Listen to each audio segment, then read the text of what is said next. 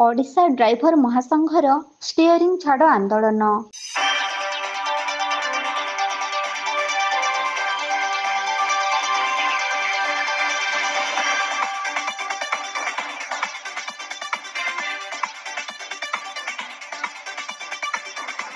ଗୋଟିଏ ସ୍ଥାନରୁ ଅନ୍ୟ ଏକ ସ୍ଥାନକୁ ଯିବା ପାଇଁ କିମ୍ବା ମାଲ ପରିବହନ କରିବା ପାଇଁ ଗାଡ଼ିର ଆବଶ୍ୟକ ପଡ଼ିଥାଏ। ଗାଡ଼ି ଦ୍ୱାରା ମଣିଷ ସମାଜ ବହୁ ଦୂରଦୂରାନ୍ତରକୁ ଅକ୍ଳେଶରେ ଯିବା ଆସିବା କରି ନିଜ ଭବିଷ୍ୟତ ଜୀବନର ଅନେକ ଆବଶ୍ୟକତା ପୂରଣ କରିଥାନ୍ତି। ତା ସହିତ ବେପାର ବାଣିଜ୍ୟର ପରିବହନରେ ଗାଡ଼ି ବ୍ୟବହାର ହୋଇ ରାଜ୍ୟ ହେଉ କି ଦେଶ ହେଉ ଆର୍ଥିକ ମାନଦଣ୍ଡର ସୁଦୃଢ଼ ଆଣିଥାଏ। ଆଜିକା ଦିନରେ ଗାଡ଼ି ଯେ ନିହାତି ଆବଶ୍ୟକ ତାହା ସ୍ପଷ୍ଟ ଜଣାଯାଉଛି।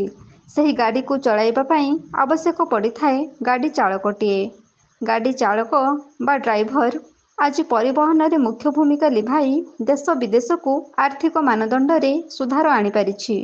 ଡ୍ରାଇଭର ବିନା ଯେମିତି ଗାଡ଼ି ଗଡ଼ିପାରେ ନା, ସେମିତି ଗାଡ଼ି ବିନା ଦେଶ ଚାଲିପାରେନା। ସ୍ୱାସ୍ଥ୍ୟ କ୍ଷେତ୍ରରେ ହେଉ କି ଶିକ୍ଷା କ୍ଷେତ୍ରରେ ହେଉ, ବ୍ୟବସାୟ ହେଉ କି ପରିଭ୍ରମଣର ଗମନାଗମନ ହେଉ, ସବୁଥିରେ ଡ୍ରାଇଭରର ଆବଶ୍ୟକତା ଜରୁରୀ ହୋଇଥାଏ। ସମାଜରେ ଡ୍ରାଇଭରମାନଙ୍କ ମୁଖ୍ୟ ଭୂମିକା ରହିଥିଲେ ମଧ୍ୟ ଡ୍ରାଇଭରମାନଙ୍କ ପ୍ରତି ଅବହେଳା କରାଯାଉଛି ବୋଲି ଓଡ଼ିଶା ଡ୍ରାଇଭର ମହାସଂଘ ଦାବି ଜଣାଇଛନ୍ତି। ଅନେକ କ୍ଷେତ୍ରରେ ଡ୍ରାଇଭରମାନେ ସୁରକ୍ଷିତ ମଣୁନାହାନ୍ତି। ଡ୍ରାଇଭରମାନଙ୍କୁ ଉପଯୁକ୍ତ ସୁରକ୍ଷା ଦେବାରେ ସରକାର ଅଣଦେଖା କରିଛନ୍ତି। ଡ୍ରାଇଭରମାନଙ୍କ ପ୍ରକୃତ ଅଧିକାର ଏବଂ ସୁରକ୍ଷା ପାଇଁ ଆଜି ରାଜ୍ୟବ୍ୟାପୀ ଓଡ଼ିଶା ଡ୍ରାଇଭର ମହାସଂଘର ଅନିର୍ଦ୍ଦିଷ୍ଟ କାଳ ପାଇଁ ଷ୍ଟିଅରିଂ ଛାଡ଼ ଆନ୍ଦୋଳନକୁ ଓହ୍ଲାଇ ଆସିଛନ୍ତି।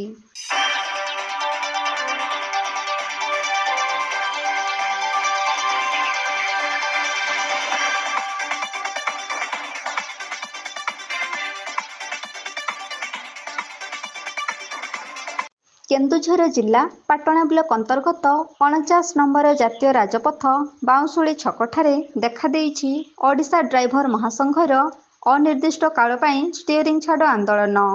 ଏହି ଷ୍ଟିଅରିଂ ଛାଡ଼ ଆନ୍ଦୋଳନରେ ପାଟଣା ବ୍ଲକର ପ୍ରାୟ 20ଟି ଗ୍ରାମ ପଞ୍ଚାୟତର ଡ୍ରାଇଭରମାନେ ସାମିଲ ହୋଇଥିଲେ। ଜାତୀୟ ରାଜପଥକୁ ଅବରୋଧ କରି ଗାଡ଼ି ଚଳାଚଳକୁ ବନ୍ଦ କରିଦେଇଥିଲେ, ଯାହାଫଳରେ ରାସ୍ତାରେ ଗାଡ଼ି ଗଡ଼ିବାର ଦୃଶ୍ୟ ଦେଖାଯାଉ ନଥିଲା। ସୁନସାନ ରାସ୍ତାଟି ଖାଲି ଖାଲି ଜଣାପଡ଼ୁଥିବା ବେଳେ କାଁ ଭାଁ ଗାଡ଼ି ଯିବା ଆସିବା କରୁଥିବା ଦେଖିବାକୁ ମିଳିଥିଲା। ଏହି ଷ୍ଟିଅରିଂ ଛାଡ଼ ଆନ୍ଦୋଳନର ମୁଖ୍ୟ ଦାବିଗୁଡ଼ିକ ହେଲା Odisha motor transport driver and worker welfare ବୋର୍ଡରେ ଅଟୋ ଡ୍ରାଇଭରମାନଙ୍କୁ ସାମିଲ କରାଯାଉ। ଜନସାଧାରଣଙ୍କ ପାଖରୁ ଆକ୍ରୋଶରେ ଶିକାର ହେଉଥିବା ଡ୍ରାଇଭର ସମାଜର ସୁରକ୍ଷା ପାଇଁ ଏକ ସ୍ୱତନ୍ତ୍ର ଆଇନ ତିଆରି କରାଯାଉ।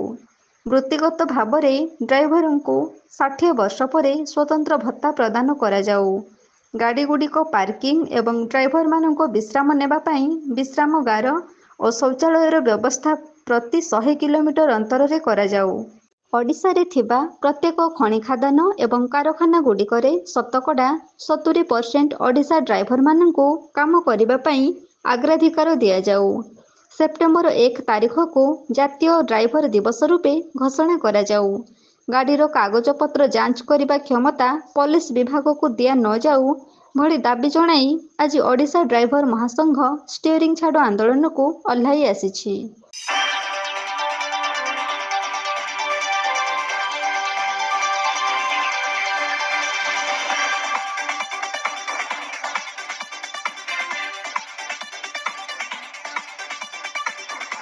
କେନ୍ଦୁଝରରୁ ବାସୁଦେବ ସିଂଙ୍କ ରିପୋର୍ଟ, এবি ନ୍ୟୁଜ।